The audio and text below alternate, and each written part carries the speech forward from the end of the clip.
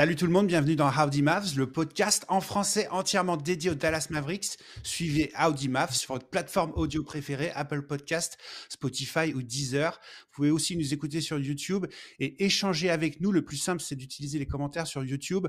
On n'a plus de compte Howdy Mavs sur Twitter, mais vous pouvez utiliser le formidable compte Dallas Mavs France, géré d'une main de maître par notre très cher Quentin. Vous nous envoyez des questions, des commentaires. En fait, on adore ça et on va réagir sur le podcast directement. Donc, n'hésitez pas. Alors, pour animer cette émission, je suis comme d'habitude avec Quentin. Salut Quentin. Salut Barnes, salut tout le monde. C'est bizarre de se retrouver dans une série de défaites à nouveau. Je pensais pas, mais bon, c'est comme ça. La vie de nos Mavs se continue. Content de vous retrouver tout de même. Une période compliquée pour les Mavericks. Nico, comment tu vis ça? Eh ben écoute, moi je vais très bien. Après, je dirais que on en a vu d'autres, hein. On a connu les années de vache maigre, hein. On a connu aussi les grandes années de vache maigre. Et donc faut accepter que l'équipe soit moins bien. Ça fait partie du jeu. Ils sont fatigués, je pense, physiquement, probablement psychologiquement. Ils sont blessés, mais la bête est blessée, mais il faut pas tuer la bête. On y croit encore. Alors, on enregistre cette émission le 16 janvier, le lendemain de ce match contre New Orleans. On va bien entendu revenir sur ce match. On va essayer de comprendre ce qui s'est passé. On va parler aussi de cette double confrontation contre Denver qui a été compliquée pour nos Mavericks. Et puis on va essayer de voir un peu ce que le calendrier à venir. Ça nous rassure pas trop de voir les équipes qui sont au rendez-vous la semaine prochaine. Bon, on va en parler en fin d'émission. Allez, on démarre tout de suite avec, d'ailleurs, un petit point infirmerie. Rapidement, Quentin, on a eu des nouvelles là. Peut-être que Luka et Kyrie vont venir plus tôt que prévu. Ouais, alors très rapidement, donc Kyrie jouait pas hier face aux Pelicans, mais c'était vraiment de la précaution parce que c'était un back-to-back avec son problème au dos. Il va rejouer dès demain. Derek Lively, pareil, Jason Kidd a dit que c'était pas grave et il s'attend à ce qu'il puisse être disponible. Donc si c'est pas demain, ça sera le match suivant. Et la bonne nouvelle pour Luka, vous savez, on a dit qu'il serait réévalué fin de mois de janvier, mais ça a laissé quand même un grand flou. Les premiers rapports qui remontent disent quand même que l'équipe s'attend à ce que Luka revienne avant le All-Star Break. Donc quand même des nouvelles plutôt bonnes. Et ne me demandez pas pour Dante Exum, c'est toujours le point d'interrogation. Allez, on parle tout de suite de ce match-là contre New Orleans. On enregistre cette émission le 16 janvier. Donc hier, il y a eu la défaite des Mavericks 119-116 dans le clutch. Une défaite un peu frustrante. Alors, j'aimerais qu'on parle tout d'abord de cette action de fin de match, la dernière action du match. Comme ça, on n'en parle plus ensuite. Mais je vous rappelle ce qui s'est passé. On a 15 secondes de la fin. Les Mavericks sont menés de 1 point. Ils doivent absolument récupérer le ballon. Les Pelicans vont remettre en jeu. Et les Mavs réussissent à faire une interception, notamment d'abord par Quentin Grimes, qui a failli le faire d'ailleurs. Les Pelicans réessayent, ils font exactement le même plan de jeu, et c'est PJ Washington qui récupère, qui trouve Najee Marshall. Najee Marshall trouve Dinwiddie sous le panier, il n'y a plus qu'à faire un petit lay-up. Et là, il se fait contrer contre la planche. Sur le ralenti, c'était évident que le ballon a touché la planche avant le contre, mais les arbitres laissent jouer. Ils n'ont même pas été vérifiés sur le ralenti si c'était la bonne décision. Quant à je comprends pas, dans les 2 dernières minutes, normalement, on vérifie tout et n'importe quoi. Et là, pourquoi on n'a pas été voir si la décision était bonne? Eh bien, tout simplement parce qu'on ne peut pas vérifier un no-call. En fait, on peut vérifier tout ce qui a été appelé par les arbitres, mais quand ce n'est pas appelé, on ne peut pas challenger ou ce genre de choses. En fait, l'action a eu lieu, c'est comme ça, et il n'y a pas eu de décision prise par les arbitres. Donc c'est extrêmement frustrant, mais c'est toujours ce qui se passe quand en fait il y a un no-call et que le jeu continue. On ne peut pas arrêter le jeu pour challenger quelque chose qui n'a pas été sifflé par les arbitres. On ne peut challenger que quelque chose qui a été décidé par les arbitres. Et là, eh ben, ils n'ont rien décidé, donc c'est mal fait, mais pour le coup, c'est les règles de l'NBA.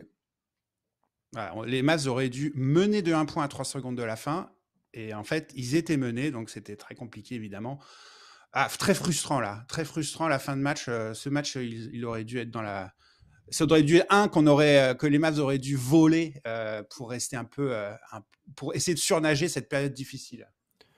Ouais, je nuancerais moi juste un truc. Je suis pas d'accord. Enfin, je suis dans l'absolu, on peut toujours revenir sur l'arbitrage en disant que oui, goaltending, clairement, il n'y a pas ni Dinwiddie, il reste 1 seconde, ils doivent mener de 1 point. Ouais, on peut dire ça en fait. Sauf que c'est un chemin facile que moi, j'ai même pas envie de prendre. Parce que très honnêtement, pour moi, ils n'ont pas mérité de gagner ce match. Je comprends que l'équipe soit diminuée et compagnie, mais je les ai trouvés frustrants dans la succession de mauvaises décisions au moment où ça compte vraiment. Le money time, franchement, on a un peu tout vu. Hein. On a vu à la fois, pour moi, des maladresses de coaching, laisser Klay Thompson en tête de raquette, le lancer, se lancer dans des séries de dribbles quand on parle de Klay Thompson en 2025, c'est incompréhensible. Laisser Dinwiddie dribbler sur place pendant 22 secondes et réaliser qu'il reste 2 secondes, il faut qu'il fasse un truc. Je comprends pas en fait. Hardy qui fait une première partie de match super positive et qui reste scotché sur le banc à la fin. Je comprends pas non plus. Gafford qui domine comme rarement à l'intérieur et qui finalement n'est plus servi du tout à la fin. Succession de maladresses, de mauvais choix, de coaching, de jeu qui fait que c'est quand même les Pelicans en face. Hein. Alors, je sais qu'ils sont un peu meilleurs, ils commencent à récupérer une équipe. C'est leur sans Zion, sans Ingram, hein, quand même. Ouais. Zion ne jouait pas. Donc. Leur 10e victoire de l'année. J'ai pas envie de me rattraper, moi, à une décision d'arbitrage de dernière seconde. Même si elle nous est favorable, ça me fait un peu mal de voir le match comme ça. Je pense que un match qu'on aurait dû gagner et on n'aurait pas dû gagner en attendant que l'arbitre effectivement soit plus lucide sur sa dernière seconde. Quoi. Bon, pour le coup, moi, je vais la prendre, cette route facile. Alors que d'habitude, je parle pas trop d'arbitrage, mais quelque chose comme ça qui se passe à 3 secondes de la fin. Pour moi, ça reste quand même du vol d'un match. On sait que dans le sport, c'est pas souvent l'équipe qui mérite de gagner qui va gagner le match. Alors peut-être que sur ce match, on ne méritait pas de le gagner. Cependant, ici, il y a une règle assez simple, basique du basket qui n'a pas été respectée et qui fait qu'on perd ce match alors qu'on aurait certainement, on va quand même mettre du conditionnel, on aurait dû le gagner sur la fin, malgré tout ce qui s'est passé dans les 47 minutes et 50 secondes avant. Ça nous amenait à ce moment-là et on aurait dû gagner le match. Donc c'est quand même très très frustrant. Effectivement, c'est les Pelicans, ils sont sans leurs meilleurs joueurs. On jouait aussi sans nos 3 meilleurs joueurs. Donc on est un peu dans le cadre du match contre Portland. C'est des matchs qui peuvent être pièges, qu'on doit gagner. Et on aurait pu le gagner. Donc ça n'enlève rien. Tout ce que tu as dit, par contre, Nico, avant, qui est très frustrant, et je suis assez d'accord sur les points que tu as mentionnés, on va y revenir. Mais juste, voilà, sur ce point-là, moi, quand même, ça fait mal. C'est pas une erreur qui arrive à 90 secondes de la fin, où du coup, tu te dis, c'est ça, avec des si, on refait le monde. Là, pour le coup, je trouve qu'avec un si, s'ils avaient respecté la règle, les Dallas Mavericks auraient globalement gagné le match. On verra où ça nous mène à la fin de l'année, mi-avril, mais imaginez, entre la 6e et la 7e place, ça se joue on est égalité, tu vois. Ça peut, cette décision-là, qui est extérieure aux 10 joueurs qui étaient sur le terrain, peut beaucoup peser. Donc dans une période où il y a eu une faute 2 secondes plus tard, il y a eu une faute et donc un arrêt de jeu. Les arbitres, pourquoi pas aller voir la vidéo. Franchement, ça aurait pas été un scandale. Bon bref, on va pas en reparler pendant 1000 ans, mais c'est vrai que là, je comprends pas trop. Bah, peut-être, ouais, changer les règles pour que sur des moments comme ça, Nico, tu as raison. Hein, cette gestion de changer d'avis, aller regarder la vidéo et transformer cela en Golden League. Là, juste aujourd'hui, les règles de la Ligue le permettent pas, malheureusement. Tu sais, les théories, pour moi, c'est comme la théorie du shoot de ton terrain qui te fait gagner un match à la dernière seconde.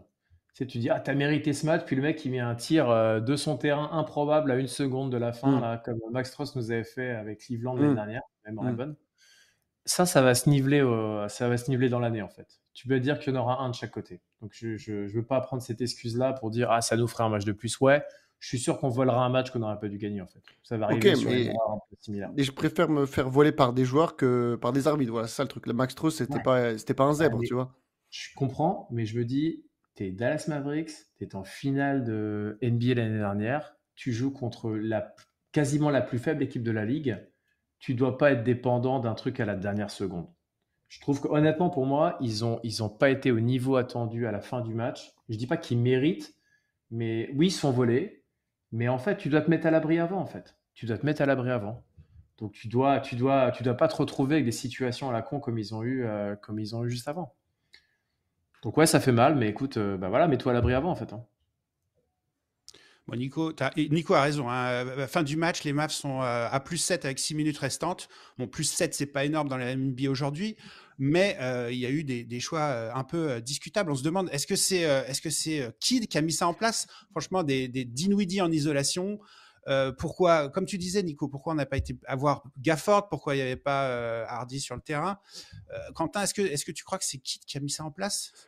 Pour moi, il y a pas que Kidd en fautif, mais clairement, il fait partie, et si ce n'est, c'est peut-être même le principal, parce que les actions où Dinwiddie, il a la balle plus de 10 secondes sur la possession, où la possession commence par plus de 10 secondes sur Dinwiddie, il y en a quand même beaucoup sur les derniers matchs, et ok, on n'a pas nos porteurs de balles, mais on sait qu'elles valent rien, ces possessions, elles mènent toujours à des choses très mauvaises en général, et c'est à Kidd de bouger un peu les joueurs pour qu'ils essaient de proposer quelque chose d'autre. Je mets pas toute la faute non plus sur Dinwiddie, il en a pris énormément plein la gueule, et une bonne partie méritée, on va pas se mentir.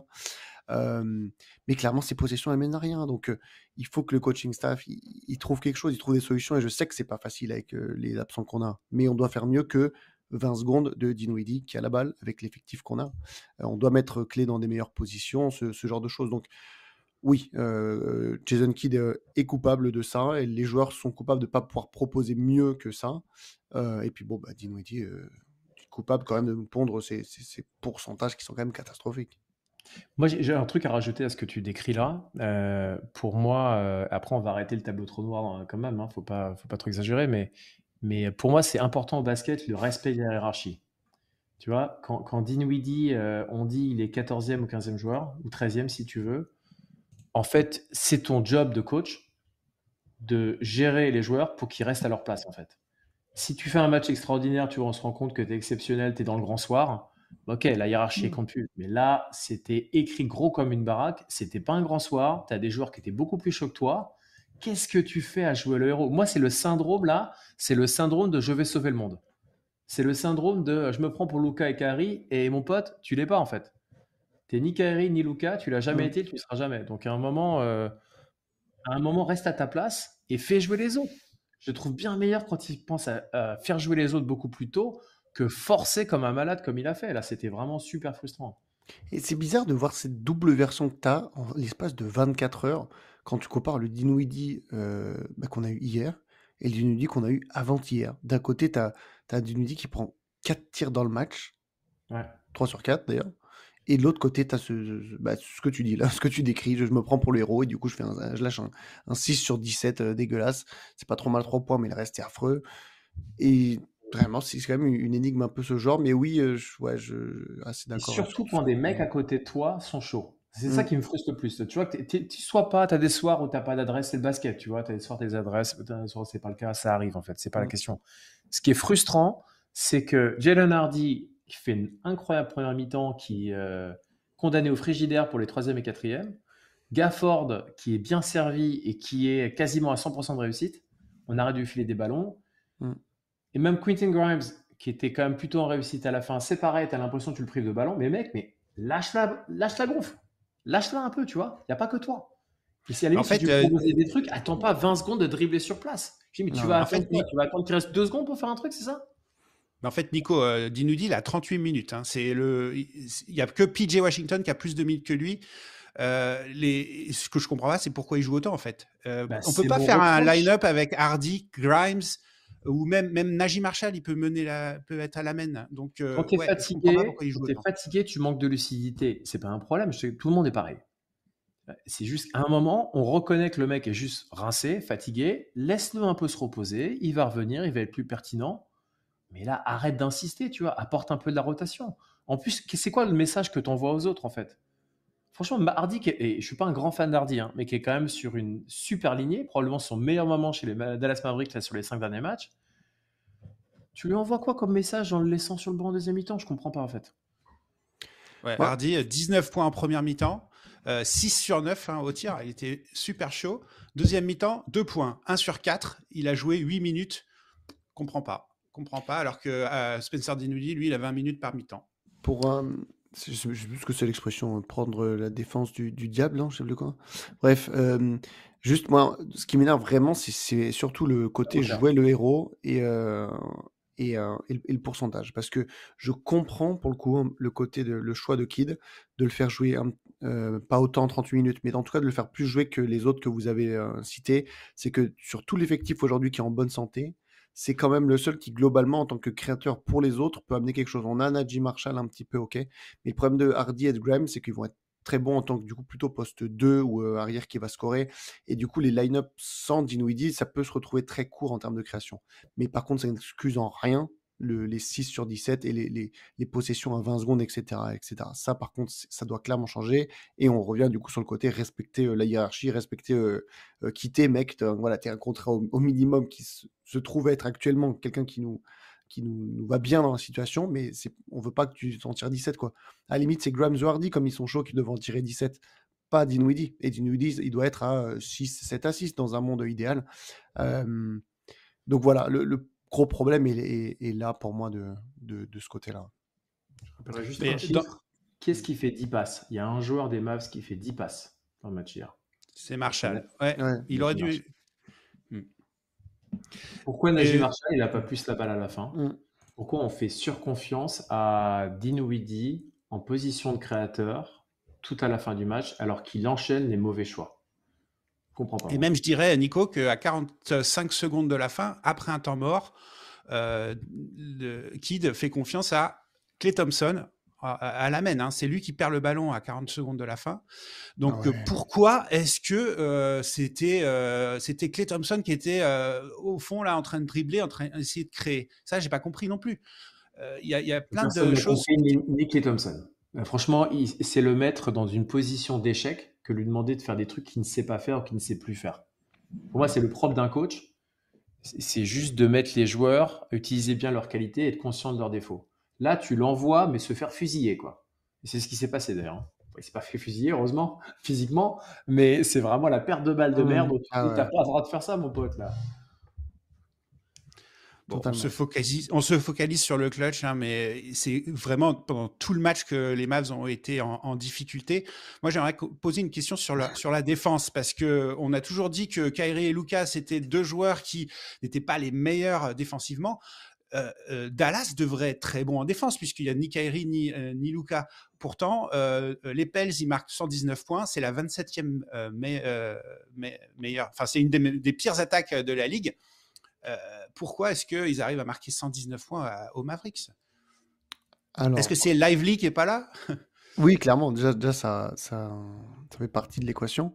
Mais aussi, en fait, il faut voir qui c'est que tu remplaces quand tu sors Kyrie et Luka. Bon, déjà, premier point, déjà, le côté Kyrie Luka qui sont mauvais en défense, etc. Déjà, ça, c'est un petit peu à pondérer. De deux, il faut voir par qui tu les remplaces. Hein. Spencer Dinwiddie, voilà quoi. Jaden Hardy, c'est pas non plus excellent en défense. Donc en fait, tu remplaces des gens qui sur l'extérieur sont pas excellents par d'autres gens qui ne sont pas aussi. Si tu mettais Dante Exum à la place, ou en tout cas celui qu'on a eu l'an dernier, ça serait, je pense, une autre paire de manches. Aujourd'hui, bon, bah tu les remplaces par notamment Dinwiddie qui joue 38 minutes. C'est sûr que ça va pas être très très bon d'un point de vue défense extérieure sur ce que peut proposer notre équipe. Et à l'intérieur, évidemment, l'absence de Lively se fait beaucoup sentir. Gafford, qui était très bon offensivement, il faut qu'on en parle. Défensivement, n'est pas aussi bon, clairement, que Lively. Je trouve que ça se voit de plus en plus. Du coup, on est obligé de trouver des solutions. On n'a plus de poste 5 actuellement. On essaie de faire jouer Kleber. On a essayé Powell, mais bon, on l'a vite remis sur le banc. Et donc, du coup, ça fait qu'on a une équipe qui est moins cohérente défensivement que celle qu'on a construite et qu'on est supposé avoir pour aller loin en playoff. Donc ça explique aussi pourquoi est-ce qu'on n'arrive pas à être bon en défense. Ouais, puis tu laisses du jus en fait. Hein. C'est toujours pareil. Hein. Défendre, c'est bien de dire défendre, mais tu peux pas défendre à haute intensité pendant 40 minutes. Donc logiquement, quand tu es dans une rotation courte, tu laisses du jus et du coup tu es moins pertinent en défense. Pour moi, c'est aussi ce que j'ai vu. Hein. Tu as cité Kleber, Quentin. Là, les deux derniers matchs, Kleber, il est tout seul. À chaque fois, on se dit, mais tire, mon pote, t'es bon à l'extérieur. Il tire même plus, les défenses le laissent tout seul. Vous avez remarqué ça aussi? C'était flagrant contre Denver. Et là, il est à 0 point hier quand même. Pourquoi il tire pas? Mais ce qui est bizarre, c'est que contre Denver, il a tiré. contre Denver, il est à 4 sur 7 au shoot. Il a un peu retrouvé d'adresse à 3 points, mais si tu prends globalement cette saison, effectivement, de plus en plus, il tire quasiment pas. Il faut vraiment qu'il soit ouvert de chez ouvert. Et hier, il nous refait son match à 0 tir, il me semble qu'il n'en prend pas. Je pense vraiment qu'offensivement, il a perdu confiance en son tir, notre ami Maxi, et qu'il faut qu'il soit grand ouvert pour qu'il les prenne. Est-ce que c'est une mauvaise chose pour les Dallas Mavericks qui prennent moins de tirs? Je sais pas. Par contre, si les adversaires commencent à ne plus croire en sa force à 3 points, ça sera mauvais pour nous. Parce que Ça devient compliqué quand même d'attaquer à 4. Enfin, si tu peux te dire, de toute façon, ce mec-là, tu peux le mettre où tu veux, il va pas prendre de tir, ça commence à devenir compliqué pour le reste de l'équipe. c'est sûr. Je veux dire, à un moment, on lui demande pas, on revient à la hiérarchie. C'est dans la hiérarchie, Kleber, il n'est pas censé mettre 20 points, il n'est pas censé prendre 10 tirs. Par contre, mon pote, quand tu es tout seul, ouvert, envoie en fait. À un moment, essaye, tu vois. C'est pas possible. Quand tu as vraiment des shoots ouverts, tu peux pas les refuser constamment. C'est pas possible. Après, pour le coup, par rapport aux 2 derniers matchs, c'est pas celui qui me. Il y a plus d'autres matchs où quand même j'avais peut-être plus de critiques pour Kleber, etc. De ce que j'ai vu sur ces derniers matchs, ça serait pas la première personne que j'irais cibler. Après, logiquement, je pense que Kidd il voit ce qui se passe. On note que ses minutes, elles baissent, hein. Alors que la rotation se rétrécit, les minutes de Kleber, elles baissent. C'est pas non plus un hasard. Ça montre que quand même on est sur la fin de cette très belle histoire. Voilà, il n'y avait pas que du négatif hier, les gars. Ouais. On va parler un peu de Daniel Gafford parce que c'est peut-être un de ses meilleurs matchs, au moins offensivement en carrière. 27 points, hein, c'est son record, je crois. Il a été tellement dominant à l'intérieur, ça faisait plaisir. Bon, il n'y avait pas un gros pivot à New Orleans, donc ça l'a aidé bien sûr, mais ça fait du bien de le voir, bien jouer. Ça faisait plusieurs matchs où il était moins bon. Ouais, il a été bien servi quand même. Il a fait un super match offensif, je suis d'accord avec toi. En face de lui, il avait Yves Missy, qui est une des très bonnes surprises quand même parmi les rookies au poste de pivot, truc camerounais.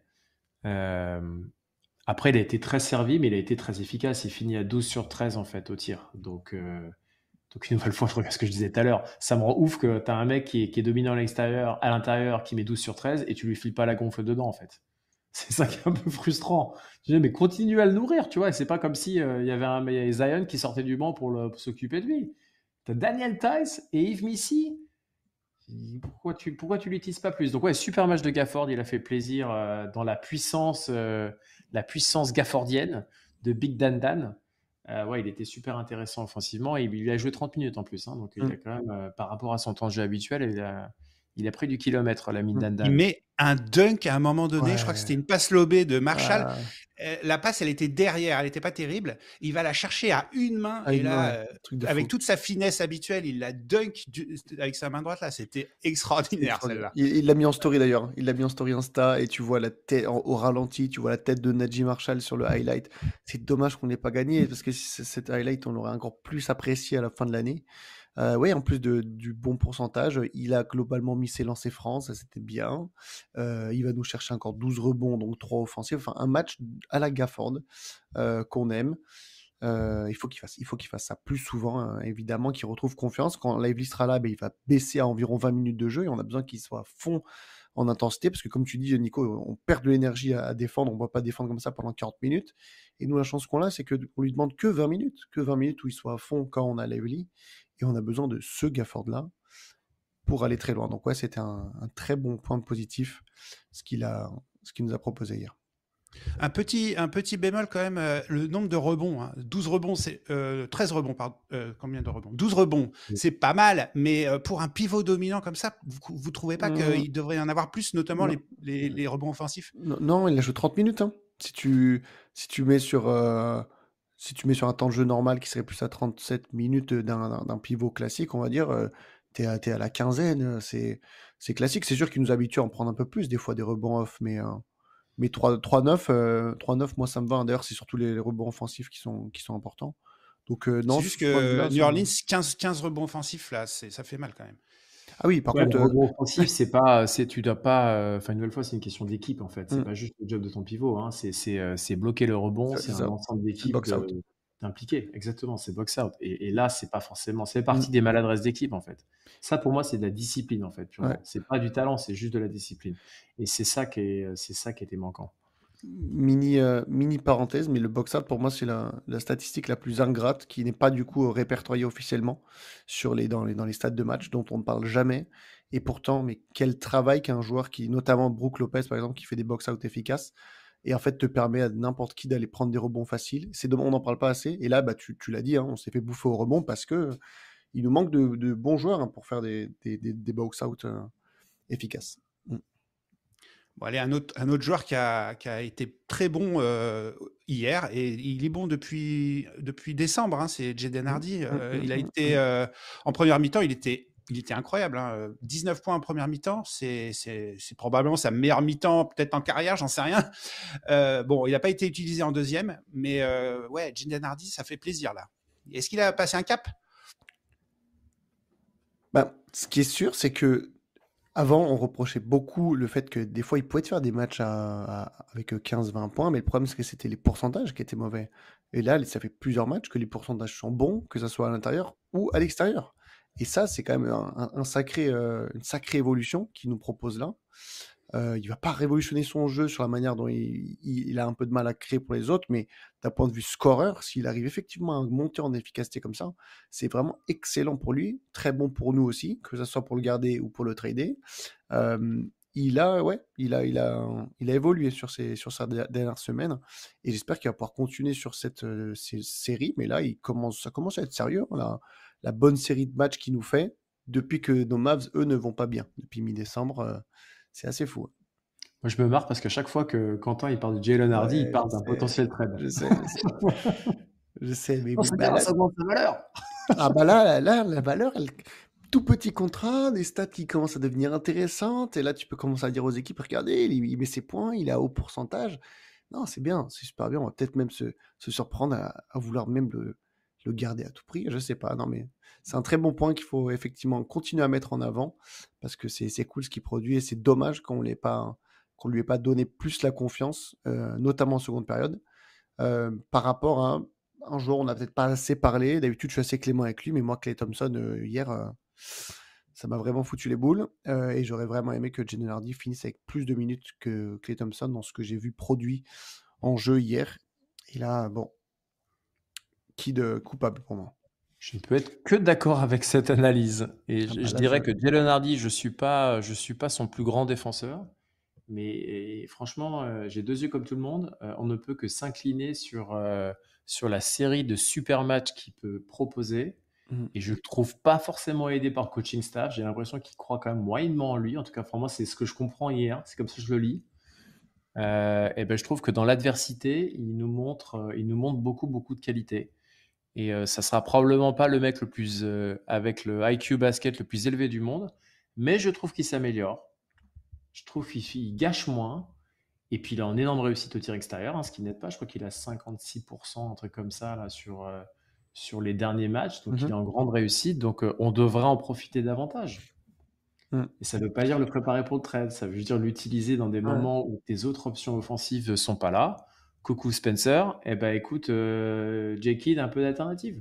Bon, Klay Thompson, ouais, mauvais match, hein, 5 sur 12, 2 sur ouais. 9 à 3 points, que 12 points.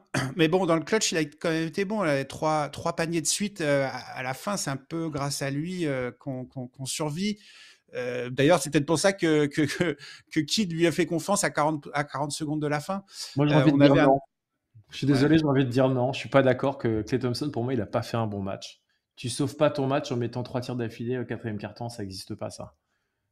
Bah, ouais. Si tu gagnes, bon, allez, on peut peut-être discuter, mais là, en plus, il y a la perte de balle. Il y a la perte de balle dont on a parlé tout à l'heure, qui est inexcusable. Alors, il n'est pas mis dans les bonnes conditions, mais bon, il ne doit pas la perdre non plus. Et puis, là, tu dis 12 points, 5 sur 12 au tir. En fait, il faudrait prendre les stats avant qu'il ait son coup de chaud. C'est honteux que face à une équipe aussi faible, il n'ait pas des meilleures stats. Alors que bon, c'est censé être du coup le joueur le plus expérimenté qui joue ce soir. Là, c'était compliqué. C'était vraiment très très compliqué le match qu'il nous a donné hier. Et en fait, pour moi, il se rattrape peut-être un petit peu sur les minutes de la fin, mais il les méritait pas ces minutes. C'est Jaden Hardy qui les aurait méritées.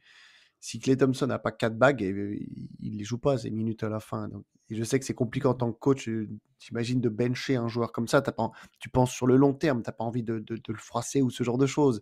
Comme on en revient au côté hiérarchie, peut-être que là, Klay Thompson, lui, il a quand même un peu une sorte de totem avec son expérience. Mais bon, normalement, pour moi, il ne doit pas jouer à la fin du match et tu dois faire jouer des joueurs qui ont été efficaces, Jaden Hardy ou Quentin Grimes, qui pour moi auraient été plus pertinents qu'un Klay Thompson, qui c'est vrai a mis 2 paniers importants, mais bon, 2 Le sur 9 à totem de 3. l'immunité, tu peux pas l'avoir éternellement. C'est pas parce que tu as été bon par le passé. Il y a un moment, ça peut plus continuer comme ça. Enfin, je veux dire, j'aime bien Klay Thompson, moi, mais à un moment, quand tu es... Et je refuse l'idée de juger la qualité d'un match avec la qualité de ses tirs. Si c'est la seule chose que tu apportes, bah, mec, installe-toi sur un fauteuil sur le côté et fais des shoots sur le banc, tu vois. Enfin, je sais pas, c'est ça, en fait. Mais tu participes pas au jeu, en fait. Tu participes pas en défense. Tu vas pas au rebond, tu fais pas de passe, je te trouve faible en défense. Il y a un moment, tu es un vétéran, on t'a pris pour ça, avec ta raison 4 bagues, dans des moments où ton équipe elle a besoin de toi. J'ai pas vu une attitude de mec qui est un leader vétéran qui porte les plus jeunes autour de lui. Je n'ai pas du tout vu ça. Donc moi, sympa la hiérarchie, mais à un moment, je suis tout à fait pour la respecter, mais à un moment, la hiérarchie, c'est pas juste ce que tu as fait par le passé, c'est ce que tu apportes sur le terrain. Et ce que tu apportes sur le terrain, c'est pas en adéquation avec ce qu'on attend de ta part. Donc après, je vous laisse deviner la potentielle issue de tout ça, la prochaine étape. Quand deadline se rapproche, je ne sais pas ce qui va être fait. Ah, tu parles de ça? Putain, je croyais que tu parlais de sortir du 5, moi. Je croyais que tu parlais de sortir du 5 non, je suis majeur. encore plus radical, moi, là. Ah oui, putain, mais toi, tu vas, non, quoi. je dis pas qu'il faut le faire. Hein. Je dis juste que je peux pas m'empêcher de penser que maintenant, dans cette mauvaise série, quand je vois des matchs comme ça, bah, que la question elle se pose, tu vois. Je dis pas qu'il faut le faire, mais au moins la question elle se pose. Après ce que tu as vu de ta première partie de saison, est-ce que tu as envie de continuer comme ça? Tu dis on va continuer comme ça, deuxième partie de saison, les playoffs, on va aller dans cette configuration-là? Ou tu te dis putain, on s'est peut-être trompé en fait. Et est-ce qu'il n'est pas mieux de réagir vite? CF Grant Williams, on n'en est pas là, hein, mais quand même. Est-ce qu'on doit faire quelque chose maintenant ou pas? Je pose la question. Nico Harrison, il a probablement sa petite idée en tête. Après, Klay Thompson, il a des matchs où il est bon, et il y a des matchs où il est moins bon. Il a été très bon dans le premier match contre Denver. 25 points, il était hyper efficace. C'est un peu grâce à lui que les Mavs ont généré cette large avance. Hein. C'était le premier match contre Denver.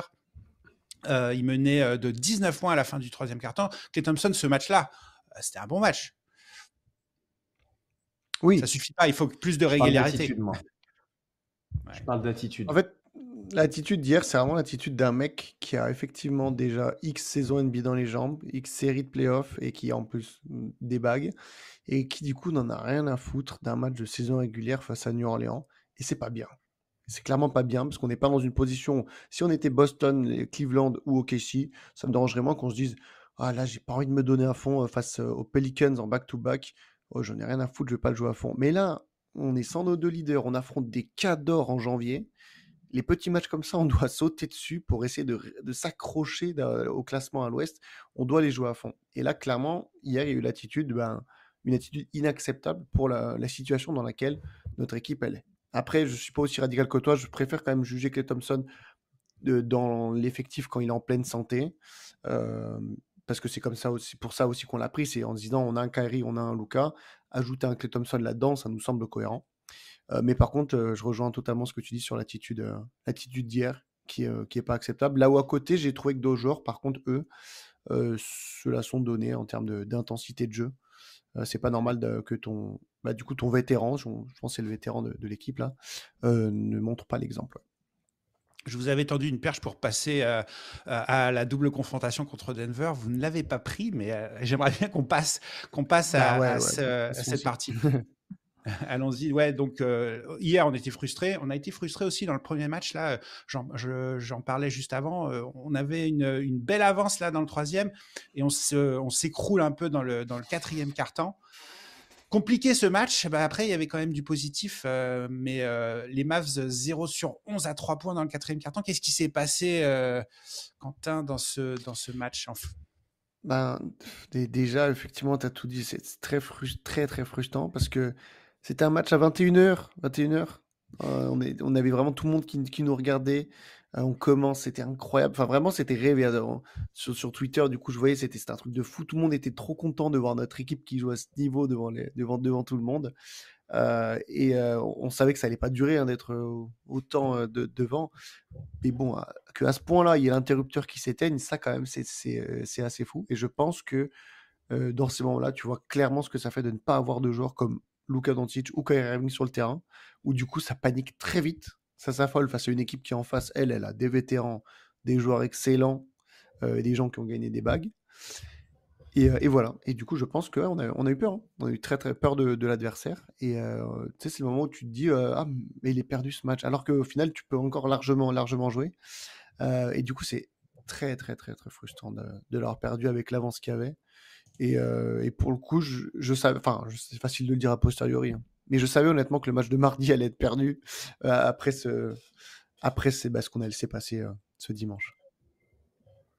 Ouais, les Mavericks, dans le dernier quart-temps, ils marquent. Attends, j'essaye de retrouver ça. 10. Ouais, 12 points, quelque chose comme ça.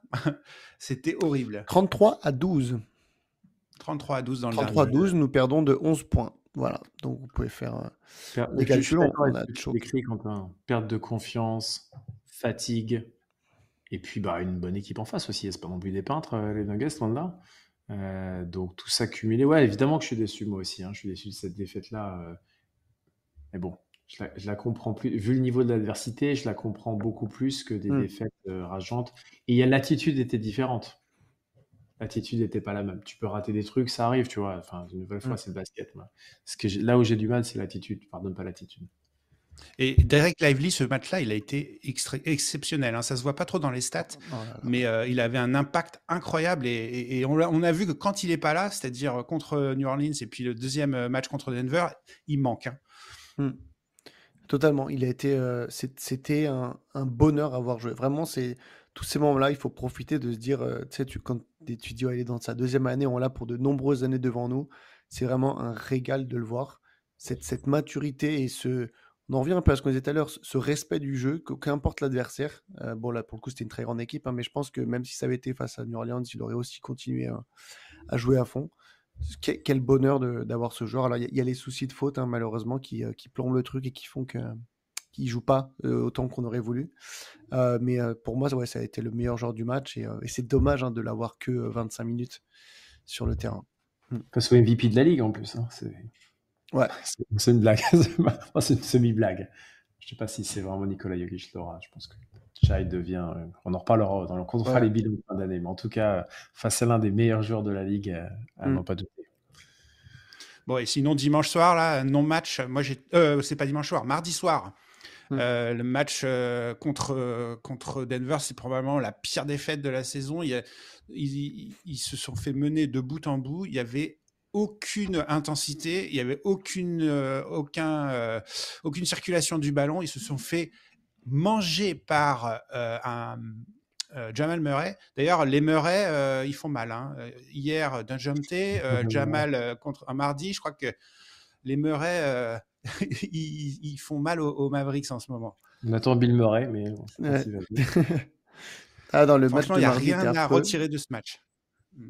T'as bien choisi ton match, Bernard. Ouais, j'allais dire. Mais tu t'es régalé, t'as choisi le bon match pour aller voir le match en live.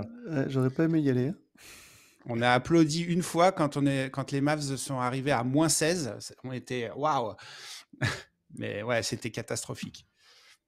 Bon, la seule bonne nouvelle pour moi, c'est que Kyrie est revenu de blessure, dans son problème de dos. Donc ça, c'est bien, mais il a été inexistant. Après, compliqué de revenir comme ça après une blessure au dos. Il a dit lui-même, c'est une blessure qu'il n'a jamais connue dans sa carrière. C'est délicat.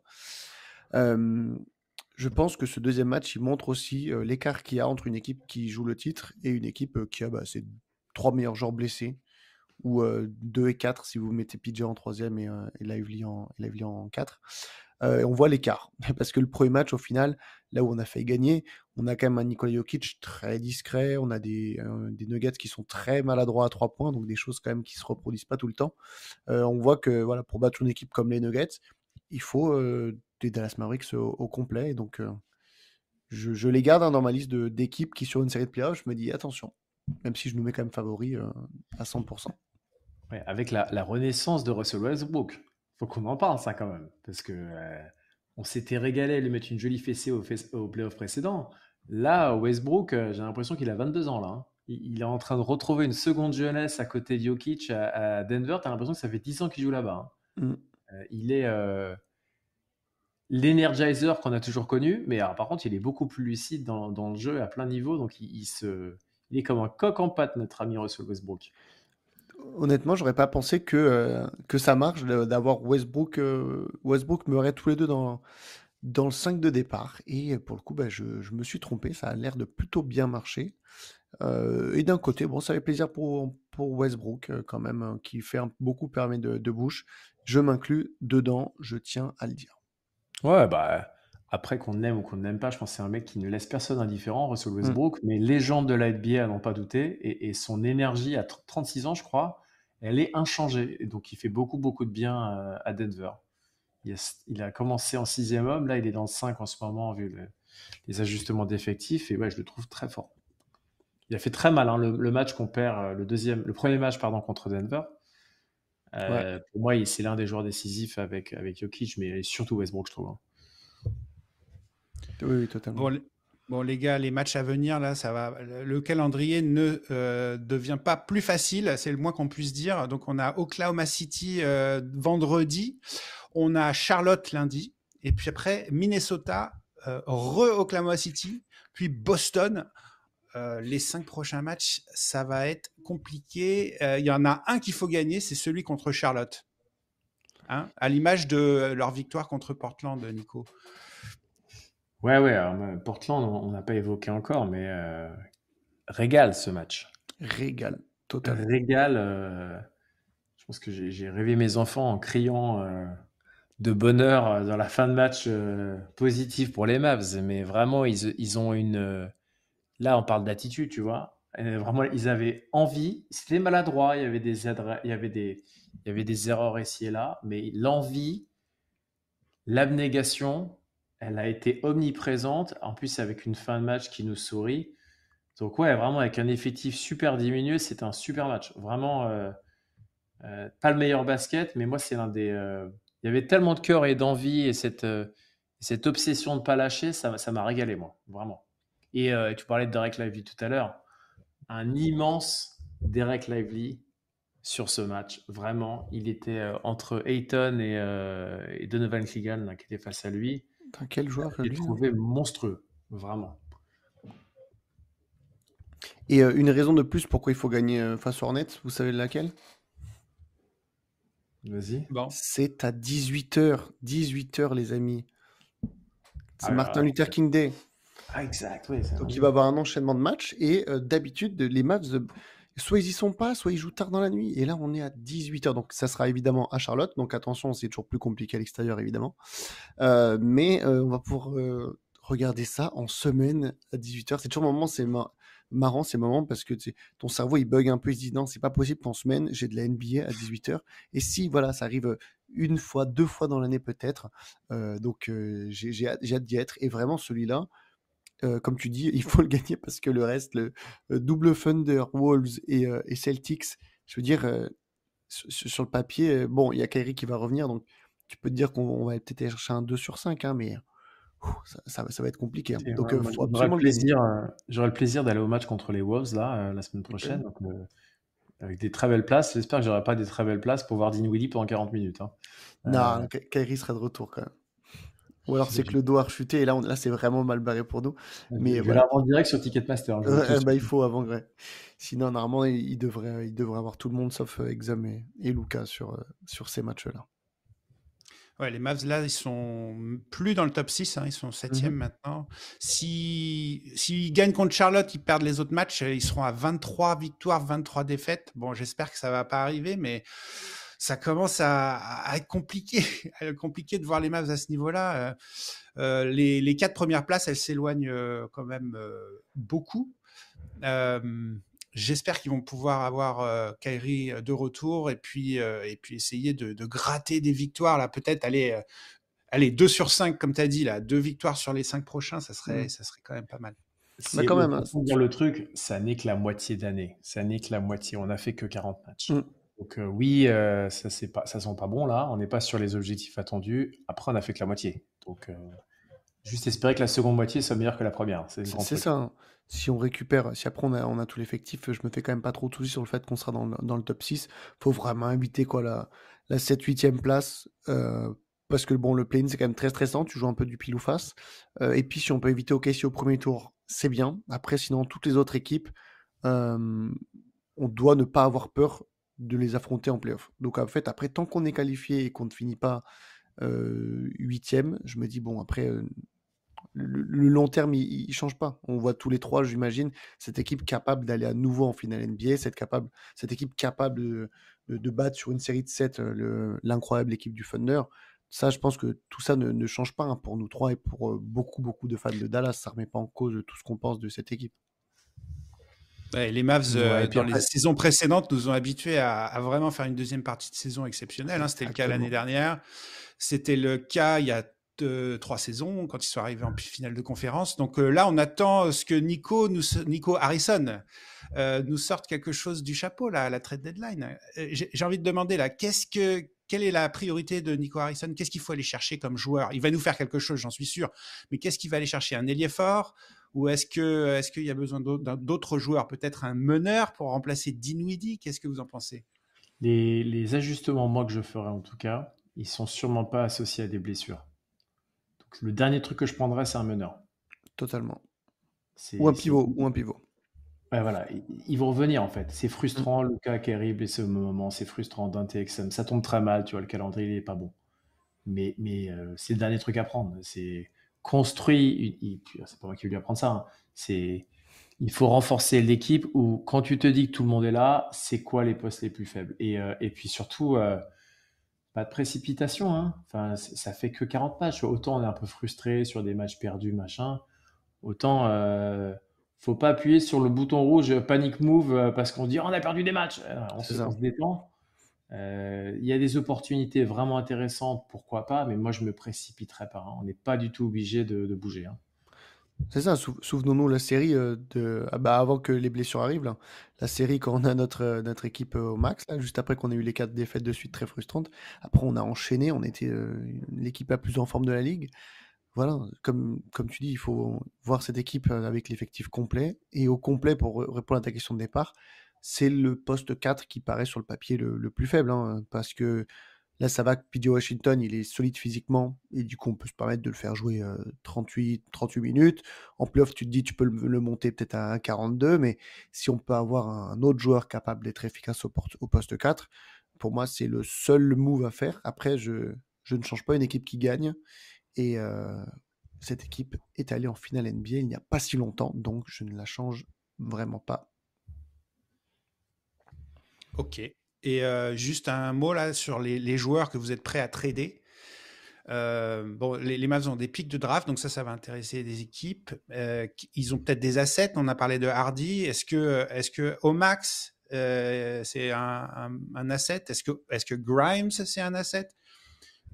À votre avis? Euh, Hardy est un asset, Grimes est un asset, et malheureusement, au max aujourd'hui, il n'en est pas un. On n'en a pas parlé, hein, mais sur les matchs là qui viennent de passer, il a eu quelques minutes, et les minutes ne sont toujours pas rassurantes, hein, pour Omax. Donc non, non, Omax n'est pas un asset, non.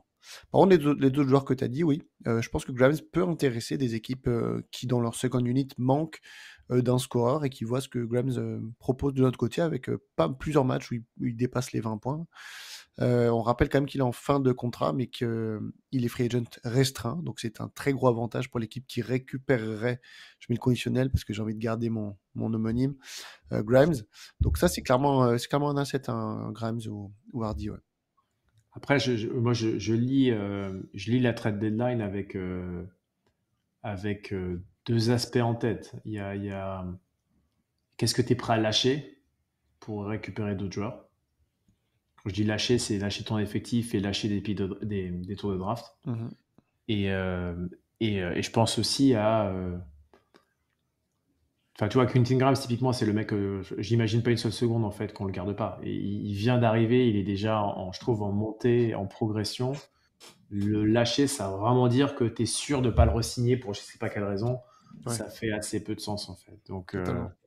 je pense surtout qu'il y a il y aura sur le marché, il y a des opportunités qui vont se présenter sur le marché de joueurs un peu tricards, qui seront pas Jimmy Butler, hein, personne ne veut Jimmy Butler a priori, sauf les Suns, mais je doute que ça arrive, on verra.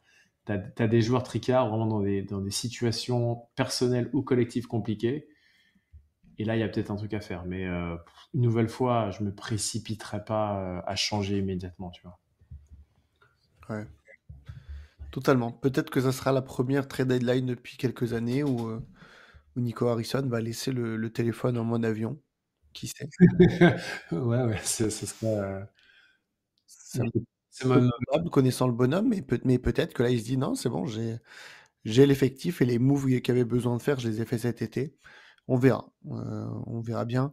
En tout cas, d'autres noms qui pourraient bouger, mais de par le contrat en soi, c'est Kleber parce que, bah, on sait que quand on fait des trades, il faut aussi envoyer des sommes à peu près cohérentes en termes de salaire et pour le coup, bah, Kleber avec, je sais plus 14 ou 13 millions, quelque chose comme ça, c'est probable, hein, qu'une équipe, le demande dans le cadre d'un trade pour équilibrer, l'argent parce que Hardy, ou Grimes, eux, représentent très, très peu, en termes de salaire, ouais.